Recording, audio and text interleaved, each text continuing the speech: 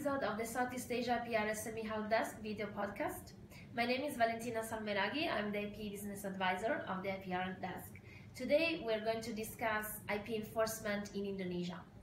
And on behalf of the Southeast Asia PRSME Help Desk, I would like to welcome our IP expert, Mr. Sambun Irterasaran, Director of Tilek and Gibbons in Jakarta. Thank you, Sambun, for joining us today. Glad to be here. So, to begin with, I would like to ask you a first question. How does Indonesia IP legal framework compare to the international standards?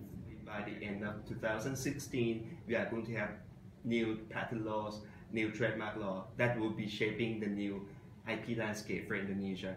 So I think this is something that would be able to bring up Indonesia from the stage where they are pretty much lag behind the international standard, especially when we're talking about enforcement. But with the new upcoming legislations, I think that it will put Indonesia in a better landscape in terms of protection of IP rights. That's very positive. And in terms of enforcement, so which are the main avenues available for IPR enforcement in Indonesia for USMEs? Okay, in general, you can do either criminal sanctions or criminal proceedings or civil proceedings, but among the criminal proceedings, obviously, the first thing that you have to have is the investigations, and you have to have evidence of that infringement act. So to have that, you have two possible routes. The first route is that you contact to the Trademark Office or Patent Office in Indonesia, which is called DGIP, Directorate General of Intellectual Property Rights. They have the special investigation unit where you can report a complaint to them, and then they would take care of the evidence collecting part, and then they would submit the evidence that they collected through to the police. So that will be the first step that you can do. Or based on your preference, if you want to move ahead to contact to the local police directly, that's also an option. So you can bypass the DJP, and it would then be the police who will be able to have the job to collect all the evidence. But with possibilities that if you want to expedite the enforcement proceedings, obviously the European SMEs can think about having and hiring the private investigator to do the evidence collection part, and then that will speed it up things. So that's on the criminal proceedings. For civil proceedings, obviously as the IP right owners, you can file the court actions to the Court of Commerce in Indonesia. In Indonesia, we do not have a specialized intellectual property court just yet, so every IP cases have to be heard at the Court of Commerce. So at the Court of Commerce, you can ask the court for the court orders to ask the infringer to stop the infringing act, to destroy all the infringing products, and also to get some damages. But in Indonesia, damages will not be as high comparing to European Union, of course, because Indonesia is a strict civil law country, so you need to prove based on the actual damages, and obviously it sometimes be very hard, and there is no punitive damages concepts in these countries. Thank you. If we focus a bit more on the criminal enforcement, so based on your experience, when the criminal enforcement proved to be more effective for your clients? Yeah. I think there are two things that you have to consider before you are going to taking the criminal actions in Indonesia.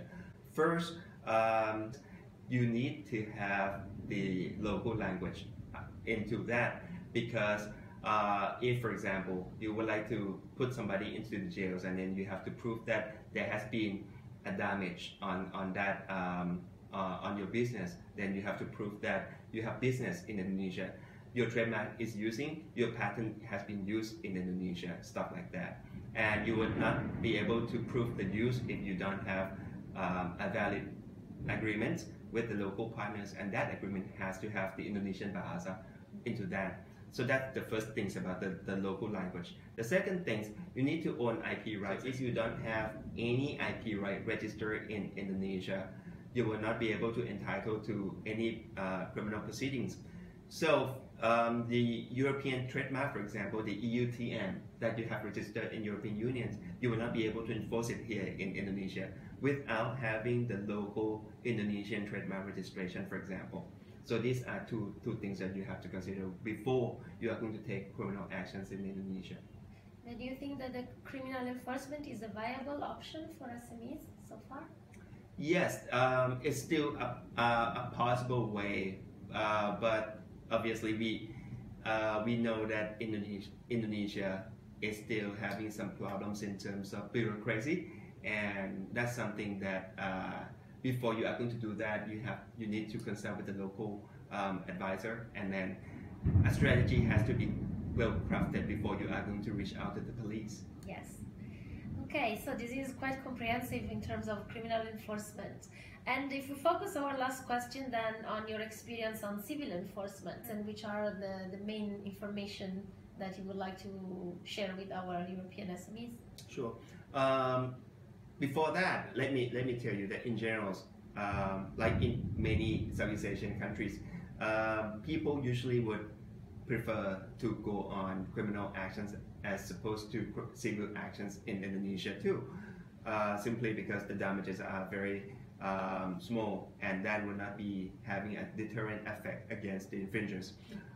So civil litigation in Indonesia are, by its nature, very, very rare.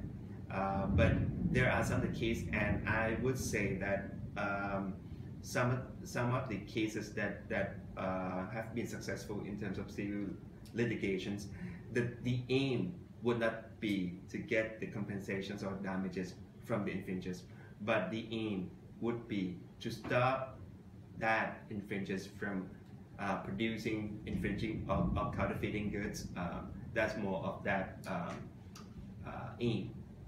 But is it possible to combine the civil enforcement and criminal enforcement, or companies need to choose and then will choose the civil enforcement if the criminal is not available? Okay. Or not possible? In each of the case, the clients or the European SMEs would have a choices to go on either criminal actions, civil actions, or both.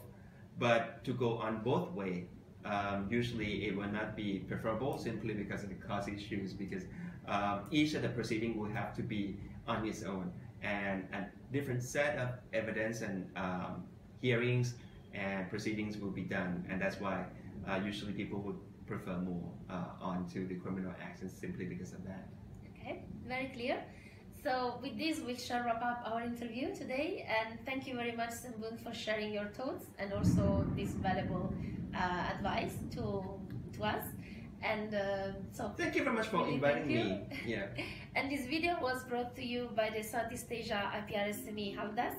As a project co-funded by the European Union, we invite you to visit also our website www.ipr-hub.eu, where many interactive learning tools related to cross-cutting and industry-specific IP matters are available for you. They're free of charge for European SMEs looking to doing business in the Asian region.